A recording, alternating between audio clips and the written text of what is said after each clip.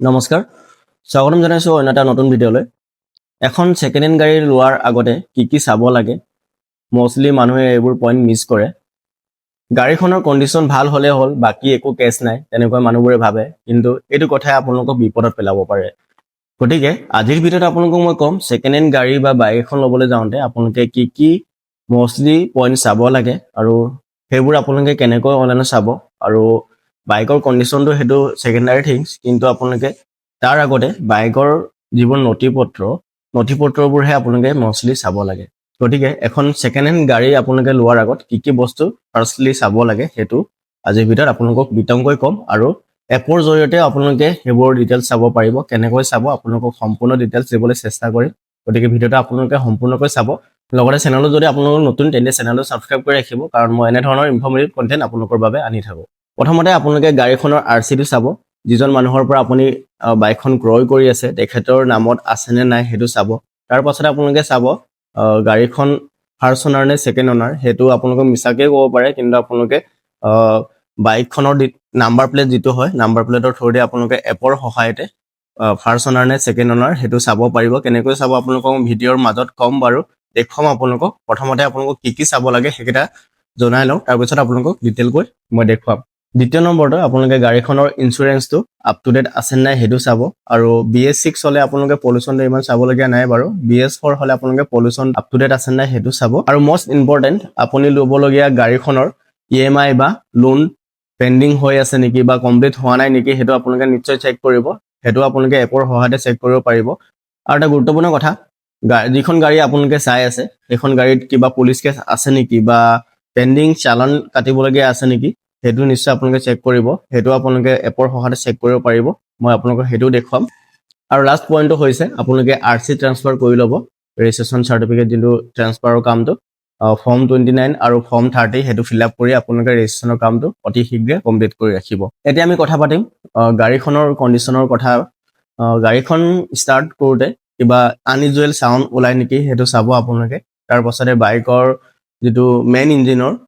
ইঞ্জিনৰ লিক হয় নেকি বা ধৰক আপোনাৰ গাড়ীখনৰ ছাছপেনশ্যনবোৰ বেয়া হৈছে নেকি সেইবোৰ চাব আৰু টায়াৰবোৰ আপোনালোকে চাব পাৰে চেম কোম্পানীৰ হয়নে নহয় বাকী আপুনি গাড়ীখন এনে চলাই গম পাই যাব কিন্তু মষ্ট ইম্পৰ্টেণ্ট কথাবোৰ হৈছে ডকুমেণ্ট চেক কৰাবোৰ কাৰণ ডকুমেণ্টছৰ কাৰণে আপোনালোকৰ বিপদত পৰিব পাৰে কাৰণ কোনোবা এক্সিডেণ্টেল কেছ থাকিব পাৰে বাইকখনৰ বা চালান পেণ্ডিং থাকিব পাৰে বহুতখিনি এমাউণ্ট গতিকে সেইবোৰ আপোনালোকে অনলাইন চাব পাৰিব এতিয়া আপোনালোকক মই দেখুৱাই আছোঁ আপোনালোকে কেনেকৈ অনলাইনত চেক কৰিব তাৰ বাবে এটা এপ ডাউনলোড কৰিব লাগিব আপোনালোকে RTO এপ এটা ডাউনলোড কৰিব লাগিব আপোনালোকক মই দেখাই আছোঁ মই এতিয়া আহি গ'লোঁ মোবাইলৰ এটা এপত আৰু আপোনালোকে দেখা পাইছে ইণ্টাৰফেচটো এনেকৈ খোল খাই যাব আৰু এই এপটোৰ নাম হৈছে আপোনালোকে দেখা পাইছে কাৰ ইনফো এপ আৰু এইটো এপ আপোনালোকে প্লে ষ্ট'ৰ বা এপ ষ্ট'ৰত পাই যাব আৰু আপোনালোকে বেলেগ এপো ইউজ কৰিব পাৰে এইটোৱে কৰিব লাগে তেনেকুৱা কথা নহয় আপোনালোকে যিকোনো RTO এপ ইউজ কৰিব পাৰে মই এই কাৰ ইনফো এপটো ইউজ কৰি আছোঁ এতিয়া আমি প্ৰথমতে চাম আপোনালোকে পেণ্ডিং চালান যদি থাকে আপোনাৰ গাড়ীখনৰ বা বাইকৰ আপুনি যিটো কিনিব লৈ আছে তেন্তে আপোনালোকে কেনেকৈ সেইটো চেক কৰিব বা পেণ্ডিং চালান আছে নেকি আপোনালোকে কেনেকৈ সেইটো চাব সেইটো চাবৰ কাৰণে আপোনালোকক গাড়ীখনৰ যোনটো নাম্বাৰ প্লেট সেইটো প্ৰয়োজন হ'ব আৰু নাম্বাৰ প্লেটটো পালে আপোনালোকে ইজিলি চাব পাৰিব আপোনালোকক মই এটা এক্সাম্পল হিচাপে দেখাইছোঁ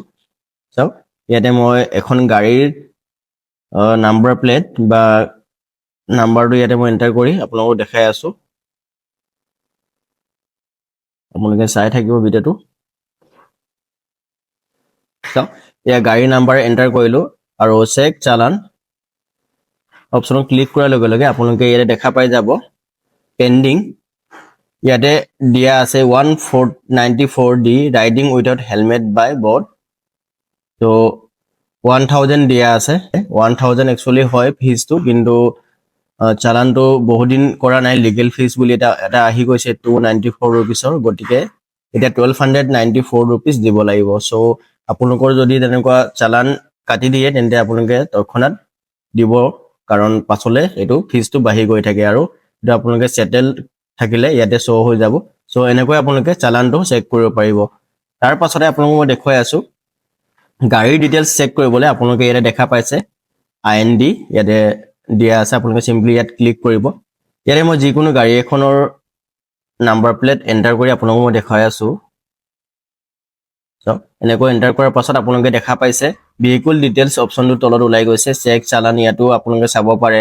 চাওক ভেহিকল ডিটেইলছ অপশ্যনত ক্লিক কৰিব এনেকৈ লোডিং ল'ব লোডিং লোৱাৰ পাছত আপোনালোকে দেখা পাই যাব ডিটেইলছবোৰ এই গাড়ীখন কেতিয়া পাৰচেজ কৰিছিলে ইয়াতে দেখা পাইছে আপোনালোকে ইনস্যুৰেঞ্চ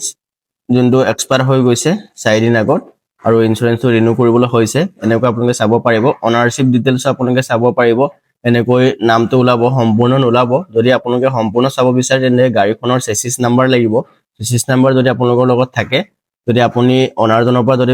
ল'ব পাৰে তেন্তে আপোনালোকে তাৰ সম্পূৰ্ণ ডিটেইলছ চাব পাৰিব আৰু কোড ৰেজিষ্টাৰ হৈছে ৰেজিষ্ট্ৰেচন কোড হৈছে সেইটো আপোনালোকে চাব পাৰিছে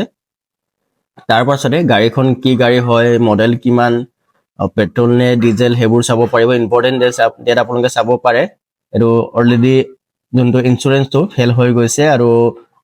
ভেহিকল লিষ্টটো আপোনালোকে দেখা পাইছে 4 ইয়াৰ্ছ 2 মান্থ হৈ গৈছে আৰু ফিটনেছ আপ টু 25 অক্টোবৰ 2036 এলৈকে দিয়া আছে আৰু ৰেজিষ্ট্ৰেচনটো আপোনালোকে চাব পাৰে কেতিয়া হৈছিলে মানে গাড়ীখন কেতিয়া একচুয়ালি লোৱা হৈছিলে 26 অক্টোবৰ 2021 সো এনেকৈ আপোনালোকে সম্পূৰ্ণ ডিটেইলছ চাব পাৰিব ঠিক আছে আৰু ইয়াতে আপোনালোকে দেখা পাইছে ৰেজিষ্ট্ৰেচন নম্বৰ আৰু ওয়েট কিমান আছে আৰসি এক্টিভ হৈ আছে নে নাই হে সকলোবোৰ আপোনালোকে চাব পাৰিব সো আপোনালোকক মই কৈছিলো অনাৰশ্বিপ ডিটেইলছ আপোনালোকে এনেকৈ চাব যোনজন মানুহৰ পৰা আপুনি গাড়ীখন লৈ আছে সেইজনৰ একচুয়াল গাড়ীখন হয় নে নহয় আপোনালোকে তেখেতৰ আইডি প্ৰুফ আৰু যোনখন গাড়ীৰ যোনটো ডিটেইলছ এটো লগত মেচ কৰি চাব যদি হয় সেইজন মানুহৰে তেন্তে আপোনালোকে গাড়ীখন ক্ৰয় কৰিব পাৰে গাড়ী ইঞ্জিনৰ কথাটো পাছত আহিব কিন্তু ফাৰ্ষ্টতে আপোনালোকে গাড়ীখন চুৰি গাড়ী হ'ব নালাগে আৰু আপোনালোকে ইএমআই পেন্ডিং আছে নেকি হেতু আপোনালোকে চাব পাৰিব ডিউ কিবা ইএমআই আছে নেকি হেতু চাব পাৰে আৰু কিবা এক্সিডেন্টাল কেছ হৈছে নেকি গাড়ীখনত হেতু আপোনালোকে পুলিচ থানাৰ থ্ৰুদি চাব পাৰিব আৰু সাৰ্ভিসেছ এই অপচন ক্লিক কৰিলে আপোনালোকে ইয়াতে এভৰিথিং দেখা পাই যাব এই এপৰ জৰিয়তে আপোনালোকে কি কাম কৰিব পাৰিব আৰসি সাৰ্ভিসেছ যে আছে আৰু ইয়াতে আপোনালোকে দেখা পাইছে বাহন সাৰ্ভিসেছ তো এনেকৈ আপোনালোকে গাড়ী লোৱাৰ আগতে এনেকৈ যিকোনো ডিটেইলছ চেক কৰি ল'ব কাৰণ গাড়ীখনৰ ইঞ্জিনৰ কথাটো সেকেন্ডাৰী হয় কিন্তু গাড়ীখনৰ যদি বেলেগ ডকুমেন্টছৰ যদি প্ৰবলেম থাকে বা চুৰি যদি লগত ৰিলেটেড থাকে তেন্তে আপোনালোকৰ সমস্যা হ'ব পাৰে গতিকে এখন সেকেন্ড হ্যান্ড গাড়ী লোৱাৰ আগতে আপোনালোকে এইবোৰ বস্তু চাব তাৰ পাছতে আপোনালোকে ক্ৰয় কৰিবলৈ আগবাঢ়িব গতিকে আজি ভিডিওটো যদি আপোনালোকক ভাল লাগিলে তেন্তে ভিডিওটো এটা লাইক কৰিব আৰু লগতে চেনেলত যদি নতুনকৈ আহিছে তেন্তে চেনেলটো আপোনালোকে সাবস্ক্ৰাইব কৰি ৰাখিব পাৰে